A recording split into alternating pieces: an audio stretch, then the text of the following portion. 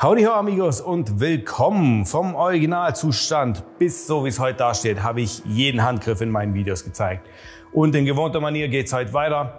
Der Lenker ist fällig. Für mich ziemlich wichtige Sache. Der hier gefällt mir nämlich nicht. Ich habe mir einen ziemlich schicken Lenker ausgesucht. Bin gespannt, wie es aussieht. Ich kann es mir ziemlich gut vorstellen, da ich ähnliche Lenker schon verbaut habe. Nun, und dazu wird es am Schluss ein Fazit geben, ein Fazit zum Lenker, ein Fazit zur Optik, was ich vorhab, und die Adleraugen unter euch werden merken, hier fehlen meine selbstgemachten Kappen, die ich in einem von meinen Videos vorgestellt habe. Dazu gibt es ein Update, auch am Ende vom Video. Deswegen, bla bla, kommt zum Schluss. Jetzt geht's ans Schrauben. Viel Spaß dabei.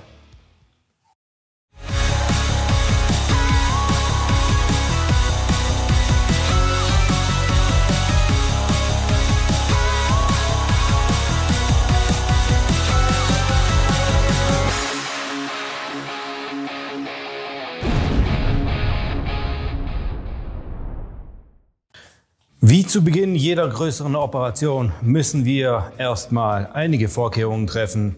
Wie immer wird so einiges demontiert. Ich demontiere hier die Führung vom Bremszug. Das ist ein 27er Torx.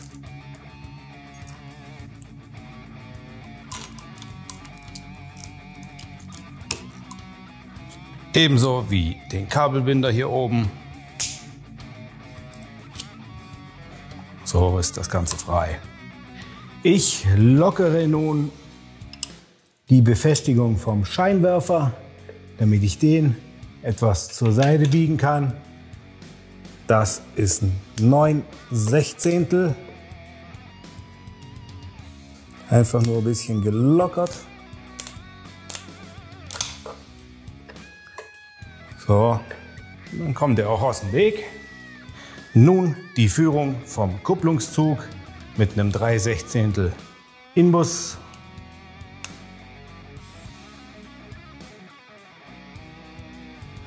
Ich löse jetzt den Tank, damit wir nachher hier unten an die ganze Kabellage rankommen.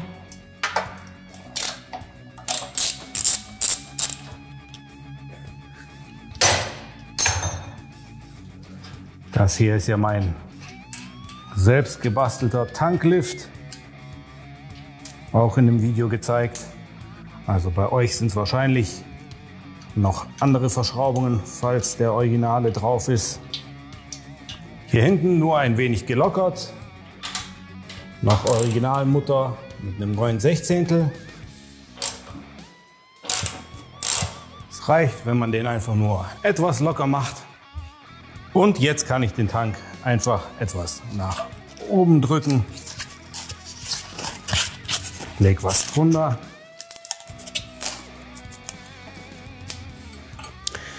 So stört er nicht und ist aus dem Weg. Deckel muss ab. 5/32 Inbus.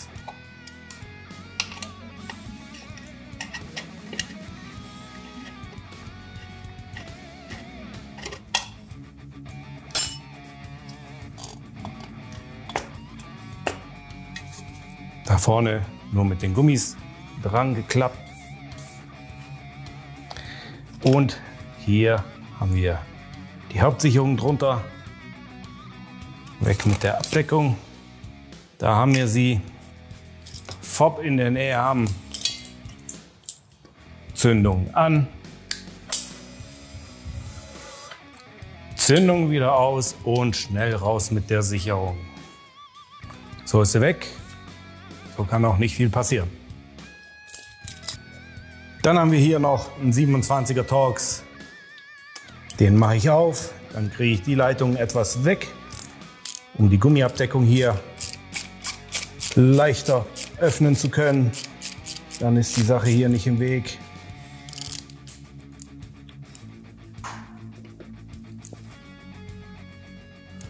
So, da komme ich schon mit vorbei. Und nun kann ich das Ding hier einfach rausziehen.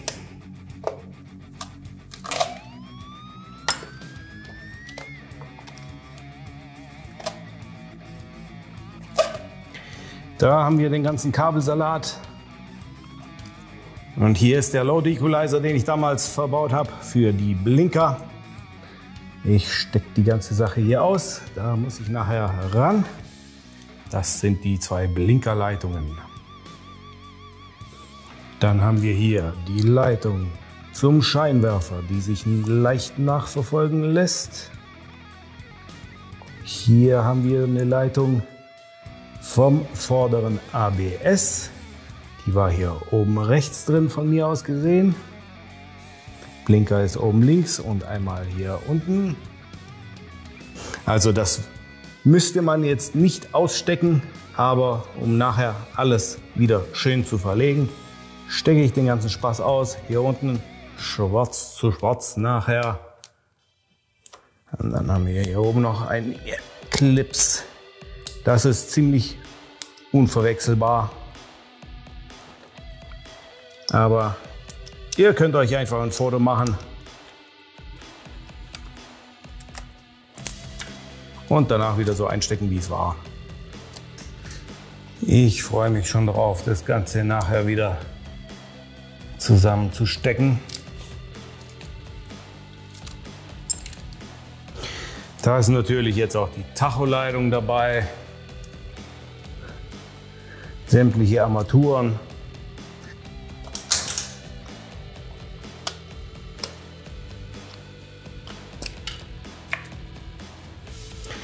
So, das Einzige, das noch übrig ist die Leitung der Kestech, die hinten ans Steuergerät geht. Die bleibt natürlich dran. Alles andere haben wir weg. Nun muss der Load Equalizer wieder ab, denn ich muss die Blinkerkabel natürlich durch den Lenker führen. Weg mit meinem Isolierband. Nun lege ich meine Lötstellen hier vom Load Equalizer wieder frei und löse die Lötverbindungen. Die Verbindungen hier schnell gelöst.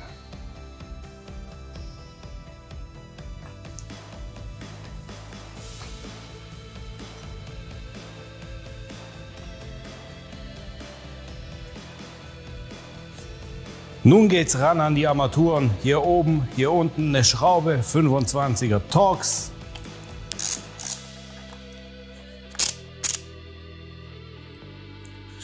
Dann geht der Deckel hier ab. Dann haben wir hier oben einen 27er Torx. Normalerweise hier unten auch, aber hier unten ist ja die Schraube der Kestech-Anlage drin, die etwas längere. Und das ist ein 4er Inbus. Also weg damit.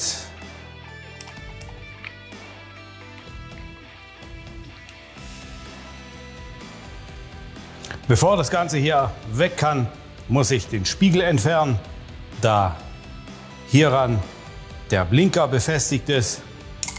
Halb Zoll.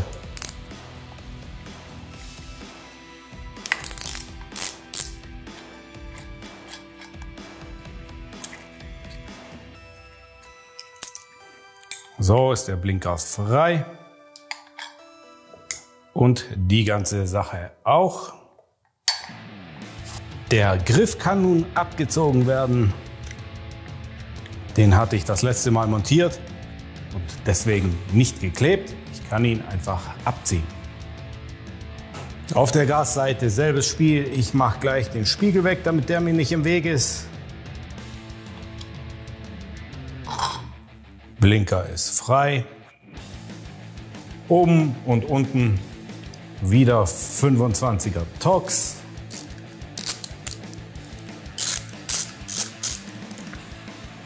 Und weg mit der Kappe.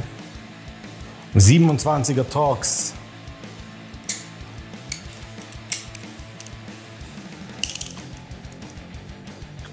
Und die Geschichte ist gelöst. Den Gasgriff kann ich auf dieser Seite auch einfach abziehen. Bevor ich jetzt den Lenker lösen kann, schaue ich mir die ganze Kabellage hier an und entferne sämtliche Kabelbinder. Jetzt geht es ans Lösen vom Lenker. Wir haben hier 4x Viertel Zoll Inbus und wenn ihr darauf achtet, ihr habt hier zwischen Riser und der Befestigung ein Spalt.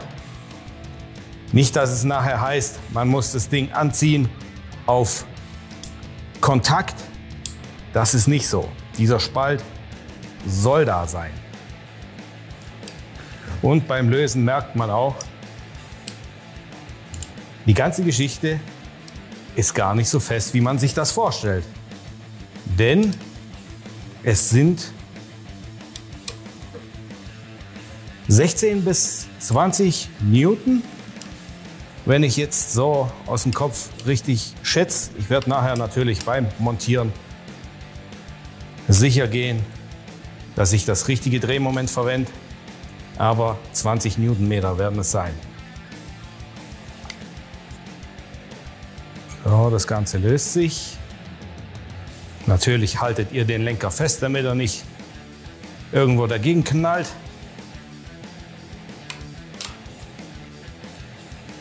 So, und er ist befreit.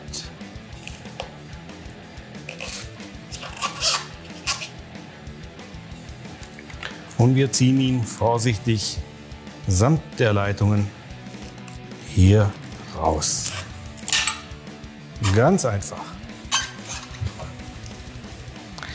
Und bevor irgendjemand schreit, der neue Lenker, wie ihr gleich sehen werdet, ist selbstverständlich Schwarzglanz. Und das hier passt absolut gar nicht. Bin ich mir bewusst, wird so aber auch nicht bleiben. Aber das wird eine ganz andere Geschichte. Also schauen wir uns den neuen Lenker an. So, und hier ist er, der neue Lenker. Senti-Lenker im Kotlin Design Bonanza. 1,25 Zoll stark, verjüngt auf 1 Zoll Aufnahme für Riser und Griffe. Ein Fazit, wie gesagt, wird es dazu am Ende des Videos geben, was ich mir dabei gedacht habe. Natürlich mit elektronischer Gasaufnahme. Der kommt ran. Hier ein kleiner Vergleich, es fällt gleich auf, er ist etwas dicker, ein kleines Stückchen höher, aber dafür fällt er wieder ab. Deswegen sind die Griffpositionen fast so wie beim Originalen. Aber wie gesagt, das Fazit gibt es zum Schluss. Nun wird aus dem Originalen der ganze Spaß hier herausgefädelt. Der hier hat schon Zugdrähte mit drin. Ansonsten wird einfach eine kleine Mutter an der Schnur befestigt und durchgefädelt und dann die ganze Sache durchgezogen. Aber das machen wir jetzt. Man kann ja leicht erkennen, was von welcher Seite kommt. Hier haben wir eins mehr, weil da das Gas mit dran hängt. Hier haben wir Blinker und Armatur. Den Blinker kann ich hier herausfädeln aus der Armatur und vorsichtig ziehen.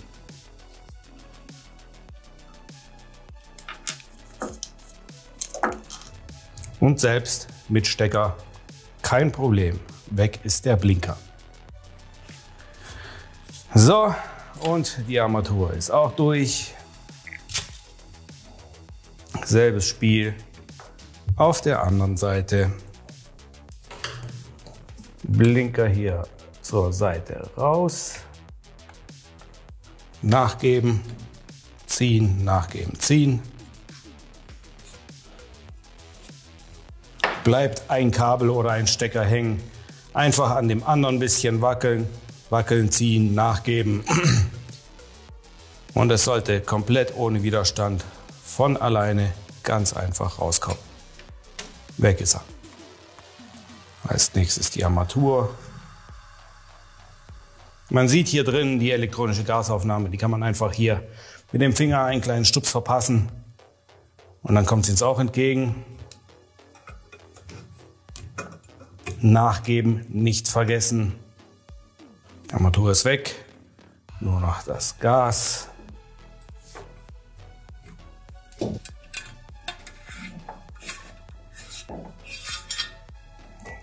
So, und das war's. Hier haben wir den nackten Lenker. Weg mit ihm. Jetzt kommt der spaßige Teil, die Fädelei. Ich habe meinen eigenen Zugdraht, mein eigenes Seil hier angezogen, an dem mitgelieferten befestigt, durchgezogen, denn der hier ist wirklich nicht optimal. Da ich die Leitungen verlängern muss, ich habe hier ungefähr 10-15 cm längeren Weg. Deswegen habe ich den Stecker abgeschnitten. Dadurch lässt sich das Ganze auch einfacher ziehen.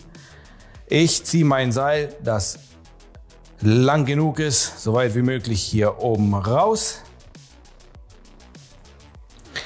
und binde das Kabel dran an. Nachgeben ist das Wichtigste an der Geschichte hier. Immer ein wenig drücken. Und hier unten das scharfe Eck. Das war die schwierigste Stelle, aber ich bin vorbei. Und da ist es. So, jetzt habe ich auf beiden Seiten noch genug von meinem Zugdraht. Bevor ich den Gasgriff da vorne wieder einschiebe, hole ich hier mein Zugdraht raus. Und dann kann ich weiter nachgeben und ziehen, nachgeben und ziehen. Der Gassteller kann nur in eine Position eingerastet werden. Da kann man nichts falsch machen. Richtig in Position gedreht sitzt er und die Sache passt. Nun die Armaturkabel, die Stecker bin ich wieder losgeworden. Die werde ich nachher unten auf passende Länge wieder anlöten. Hier ist ein Kabelbinder dran, der wird definitiv stören, aber damit das Ganze hier nicht verrutscht, kommt ein bisschen Isoband vorher drüber. Ran ans Zugseil. So, sehr viele Schimpfwörter später sind die Leitungen drin. Es macht wirklich keinen Spaß. Es kommt immer auf den Lenker an, was es für Mühe macht, die Leitung einzuziehen. Wie man sieht, ist das so ziemlich die ungünstigste Variante, die man haben kann, denn wir haben hier sehr scharfe Winkel. Man muss die Leitung um die Winkel ziehen. Deswegen Tipp: Leitung einschmieren, die Leitung am Zugdraht befestigen, so dass sie nicht lösbar sind, immer nachgeben, vorsichtig ziehen und so eine nach der anderen durchbringen. Auf der Kupplungsseite ist es noch okay, da sind es nur 2 Leitungen. Auf der Gasseite mit dem elektronischen Gas haben wir die 3 hier, einmal Blinker, Armaturen und das Gas. Da wird es schon eng. Ich habe mit der Gasleitung angefangen und Blinker und Armatur danach zusammen durchgezogen. War sehr mühselig. Allerdings zum Glück nur auf der Gasseite. Wie man sieht, habe ich die meisten Stecker abgeschnitten, da ich sie ja sowieso verlängere. Deswegen Löterei wird es so oder so. Ich habe hier auch vorläufig schon abisoliert, weil ich sicherstellen wollte, dass die Leitungen nicht beschädigt sind und keinen ungewollten Kontakt haben oder irgendwo aufgescheuert worden sind beim Ziehen. Denn sonst wäre alle Mühe, die jetzt kommt, umsonst. Und nun geht es daran, das Ding Schritt für Schritt wieder ans Bike zu montieren und Stecker für Stecker wieder anzulöten. Der Lenker kommt ans Bike, wird wieder angezogen, allerdings nur handfest, Hauptsache er verrutscht nicht und man kann an ihm weiterarbeiten.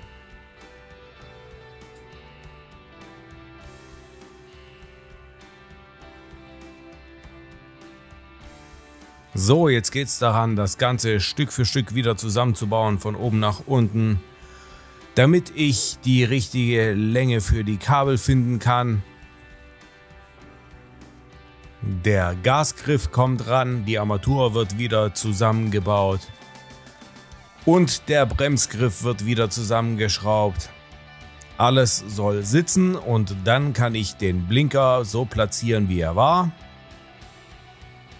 Der Gasgriff wird einfach aufgeschoben, so dass er in die Zähne greift. Funktioniert alles wunderbar. Und dann kann die Armatur wieder ran.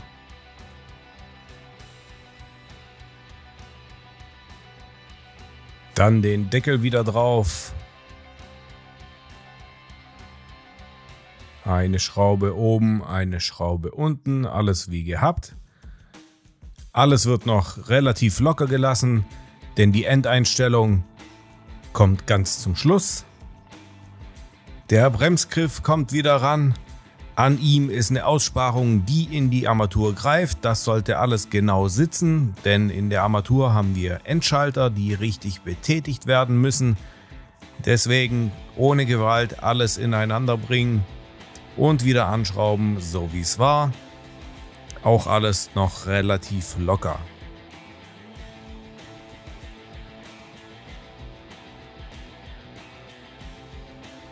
Auf der Kupplungsseite selbes Spiel. Kabel durch die Armatur geführt vom Blinker. Unbedingt aufpassen, dass nichts gequetscht wird dabei. Dann kommt der Griff wieder rauf. Um den Griff endgültig zum Fixieren, schadet im Inneren etwas weicher Kleber oder Silikon nicht, denn diese Griffe werden sonst nur von der Armatur gehalten und sind nicht hundertprozentig fest und könnten noch etwas hin und her rutschen.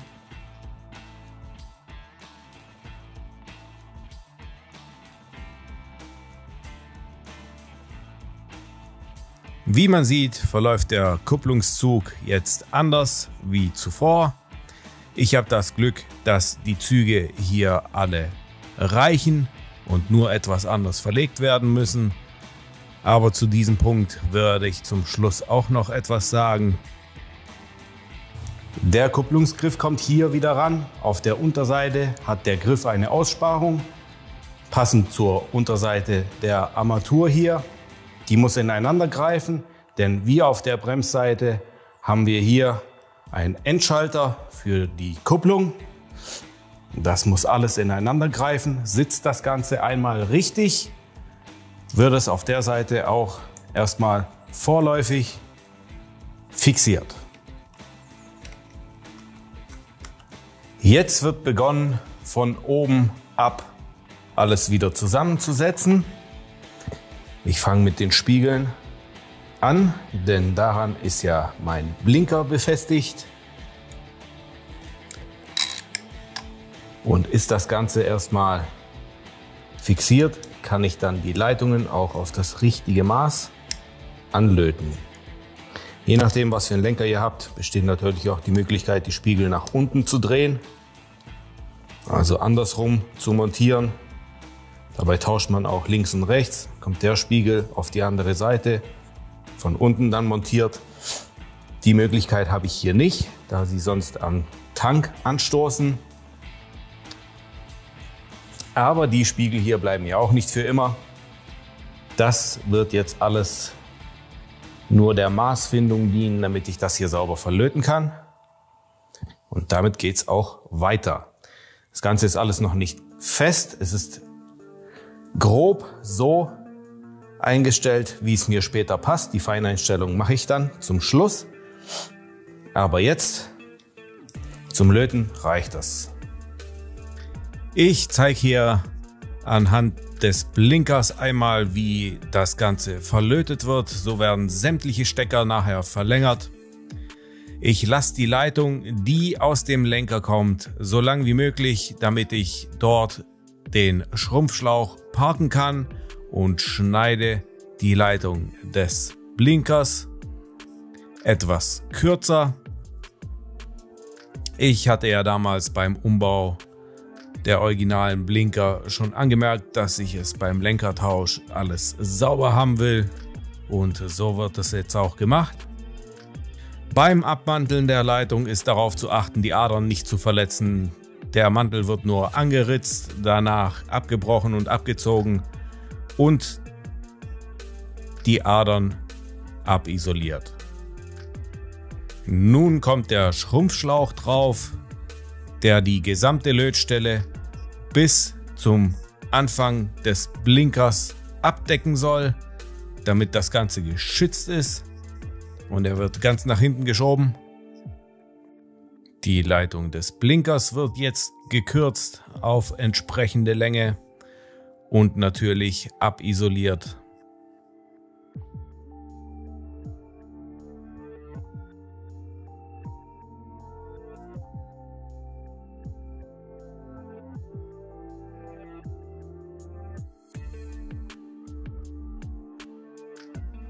Das Löten selbst findet immer nach demselben Prinzip statt. Etwas Lötzinn erhitzen auf dem Lötkolben, wird dann auf die Ader aufgeschmolzen. Die Ader saugt sich quasi voller Lötzinn. Es sollte natürlich auch nicht zu viel sein. Sind die Adern einmal getränkt, sind sie auch bereit, um miteinander verbunden zu werden. Jede Ader bekommt einen eigenen kleinen Schrumpfschlauch, um die Lötstelle zu verdecken.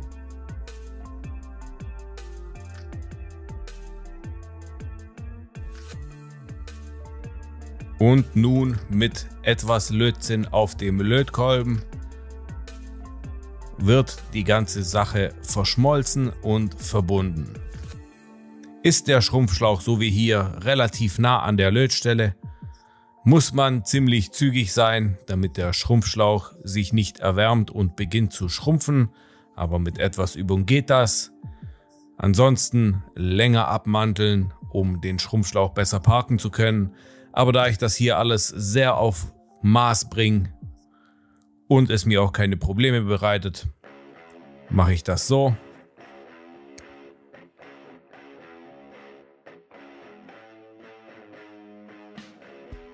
Und die ganze Sache wäre verbunden. Nun werden natürlich zuerst die Schrumpfschläuche der einzelnen Adern geschrumpft.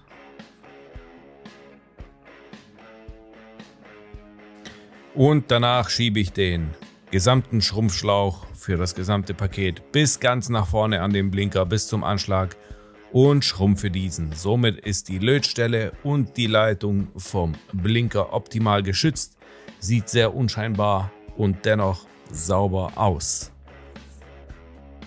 Nun kann ich am unteren Ende des Lenkers noch etwas ziehen und die ganze Sache auf die optimale Länge bringen. Jetzt geht's an den richtig spaßigen Teil. Sämtliche Leitungen von oben müssen verlängert werden. Es kommt natürlich darauf an, was für einen Lenker ihr habt. Es gibt auch vorgefertigte Verlängerungssätze, die einfach zusammengesteckt werden. Ich werde das alles allerdings auf meine optimale Länge bringen und selbst verlöten, Stecker für Stecker. Ich werde das an einem Beispiel zeigen und sämtliche anderen Stecker genauso machen. Das einzig Wichtige vorab: verdrillte Leitungen müssen auch wieder verdrillt zusammengelötet werden. Da geht es um Signalübertragung und Frequenzen, das würde den Rahmen jetzt sprengen. Verdrillt, wieder verdrillt verlöten, alle anderen ganz normal verlängern, mehr ist da nicht dabei. Natürlich ist darauf zu achten, dass bei Einschlag des Lenkers immer noch genug Leitung ist, damit sie nicht irgendwie gezogen oder gequetscht werden. Wie zuvor auch, die Leitung abisoliert, etwas Lötzinn auf dem Lötkolben, erwärmt und die Ader mit Lötzinn getränkt. Die neue Leitung ebenso getränkt mit Lötzinn angehalten, Lötzinn auf dem Lötkolben angebracht und das Ganze zusammengeschmolzen. Natürlich nicht zu vergessen, die Schrumpfschläuche vorher anbringen. So geht das jetzt Ader für Ader und Stecker für Stecker weiter. Dabei ist zu beachten, zumindest einigermaßen denselben Querschnitt zu benutzen. Am besten ist natürlich derselbe. Etwas größer ist kein Problem, kleiner macht man auf keinen Fall. Schrumpfschläuche drauf und abgeschrumpft ist diese Verbindung fertig.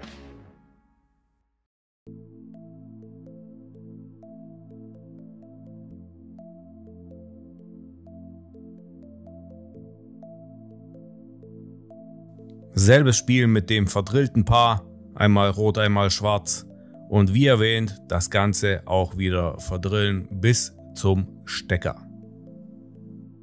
Und natürlich fixiere ich das Ganze auch mit Isolierband, aber später wird alles in allem nochmal ordentlich verpackt.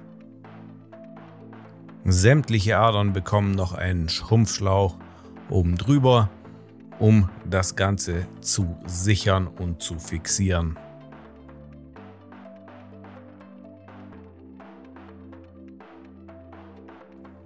Für die ganze Verlängerung nehme ich die Leitung vom Tacho als Referenz, denn diese ist nicht zu lang und nicht zu kurz. Und so werde ich nun alle Stecker auf eine Länge bringen.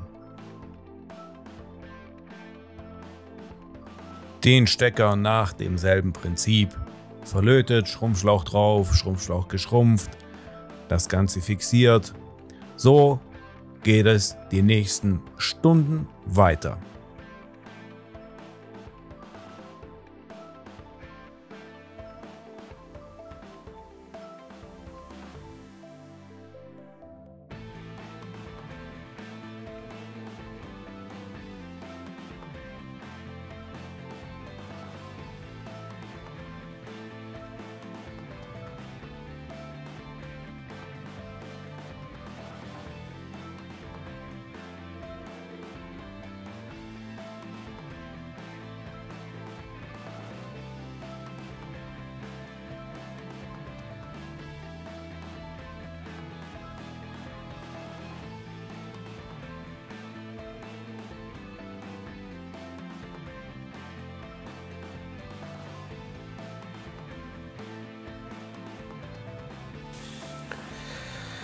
Somit ist der Stecker hier verbunden und recht gut geschützt.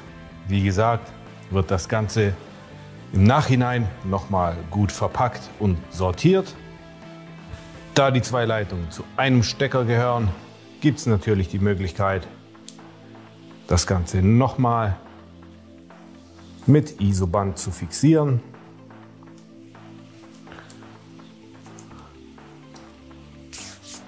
Um das Ganze so schmal wie möglich zu halten.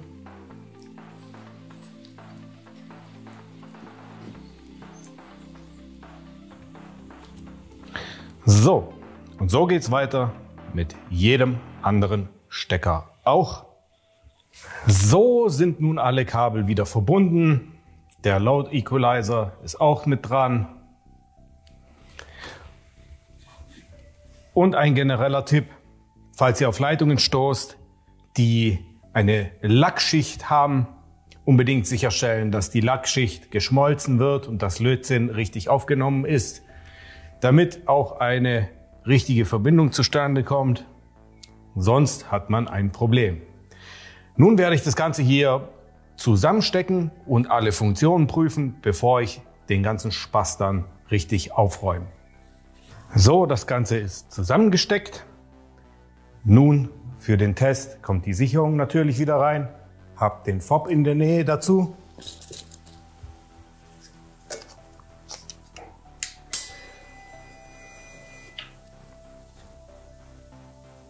Ich habe alle Fehlercodes rausgelöscht, bin sicher gegangen, dass sie auch nicht wiederkommen,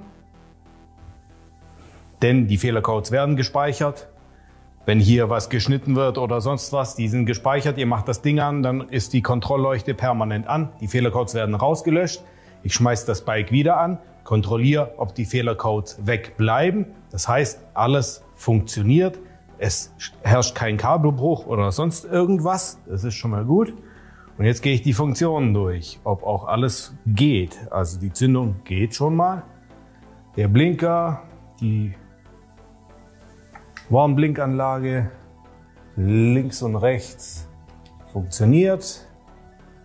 Das Licht, jawohl, Fernlicht geht auch. Lichthupe geht auch. Hupe geht auch. Sieht gut aus. Alles funktioniert. Das heißt, der ganze Spaß da vorne will in Ordnung gebracht werden. So, ich habe hier unten alles wieder auf seinen Platz gebracht. Über die Leitungen habe ich noch Spiralschläuche gezogen. Die gefallen mir allerdings nicht sehr. Ich werde sie früher oder später tauschen. Es gibt welche, die sehen um einiges besser aus. Vor allem müssen sie die Kurve hier mitnehmen. Und ich werde ihn dann von oben bis runter ziehen. Entweder ein oder zwei oder jetzt habe ich 3 Spiralschläuche, jedes Mal um ein Paar gewickelt. Naja, gefällt mir noch nicht ganz, geht besser. Scheinwerfer ist wieder fixiert. Ja, Bremsleitungen sind dort unten wieder fixiert und jetzt setze ich den Tank ab.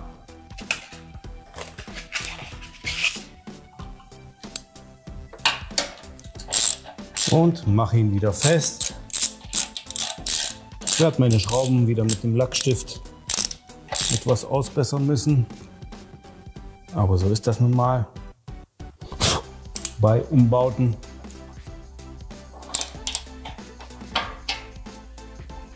Sitzt. Selbstverständlich auch hinten fixieren. 9/16 Nuss, 5/16 Inbus gegengehalten. Nun geht's ans Anpassen. Ich lockere den Lenker wieder.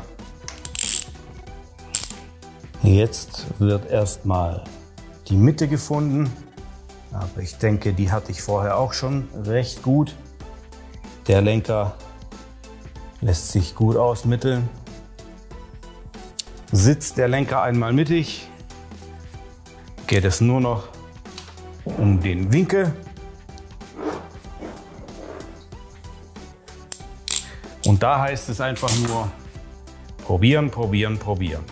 Wieder leicht angezogen, damit er seine Position hält. Einmal in Position gebracht, alles handfest angezogen. Wenn alles passt, die 4 Schrauben mit 20 Newtonmetern anziehen. Zuerst die unteren.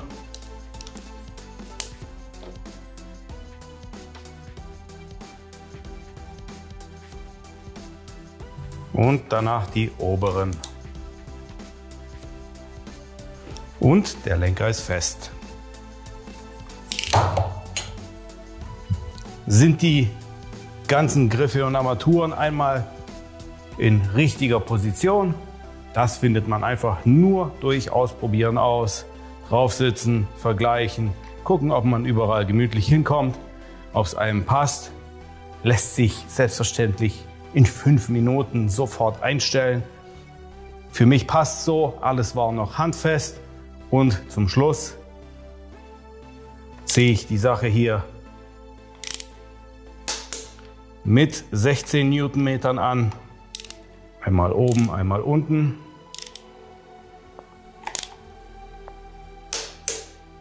Das ist die Schelle des Griffs. Hier die Armatur einfach nur handfest anziehen. Bei der ganzen Geschichte, auch bei der Montage, sehr wichtig, keine Kabel quetschen. Sehr wichtig. Sehr häufige Ursache für Fehler.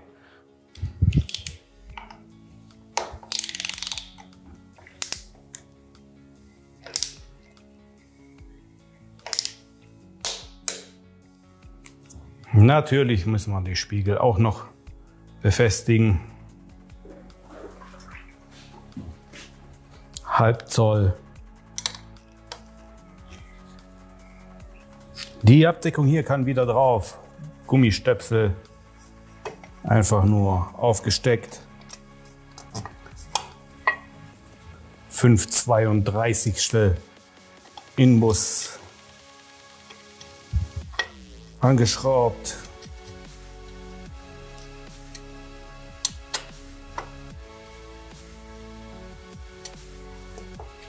Nun, bevor das Ganze zu Ende gebracht wird, habe ich hier meine selbstgemachten Kappen, wie im Do-it-yourself Custom Cover Video gezeigt, kommen die nun aus dem Resin-Drucker, nicht aus dem PLA-Drucker, sind um einiges feiner.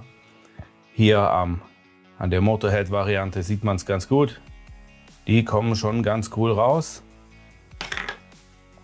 Hier die lackierte Version, einmal Rammstein, einmal Harley Davidson. Mir gefällt allerdings noch nicht, dass die hier unten so eine Laufkante haben. Hat alles mit dem Druckprozess zu tun. Falls es jemand interessiert, kann ich zeigen, wie man die Sachen druckt. Hat nichts mit Motorrad, sondern eher mit 3D-Druck zu tun. Müsst ihr mir sagen, ob ihr es sehen wollt oder nicht. Auf jeden Fall bin ich immer noch am Verfeinern der ganzen Sache. Bin noch nicht ganz zufrieden. Aber nun kommen die Dinger jetzt ans Bike und dann wird die Sache fertiggestellt.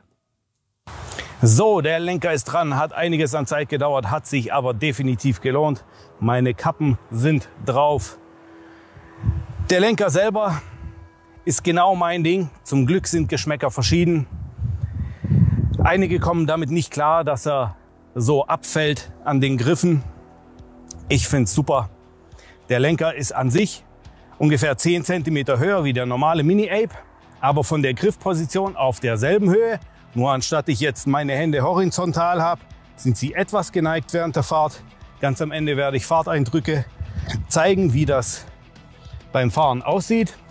Wie erwähnt, anstatt ich meine Hände jetzt so horizontal habe, liegen sie einfach nur so an. Ich komme ganz leicht an die Griffe ran. Für mich sehr gemütlich. Ich finde es sehr bequem, muss allerdings sagen, ganz am Anfang, was einige Jahre her ist, habe ich mich dran gewöhnen müssen. Also ist nicht jedermanns Sache, es muss einem gefallen. Jeder kann seinen Lenker hinbauen, wie er will. Und das funktioniert hier immer nach demselben Prinzip. Ich habe hier bei diesem die Züge nicht verlängern müssen. Ist auch kein großes Drama, wenn man einen flachen Lenker einbaut, kürzere Züge, höheren Lenker, längere Züge. Der Kupplungszug wird hier verlängert. Der ist hier eingehängt und man misst von dort unten bis hier oben. Der Bremszug, ja, ist keine schwere Geschichte, allerdings etwas mehr Arbeit. Man muss die ganze Sache danach wieder entlüften. Ab hier unten bis hier oben gemessen, ausgetauscht, entlüftet und fertig ist die Geschichte. Die Züge sind kein großes Problem, aber man ist immer froh, wenn man sie nicht wechseln muss. Hier hat alles gut gepasst.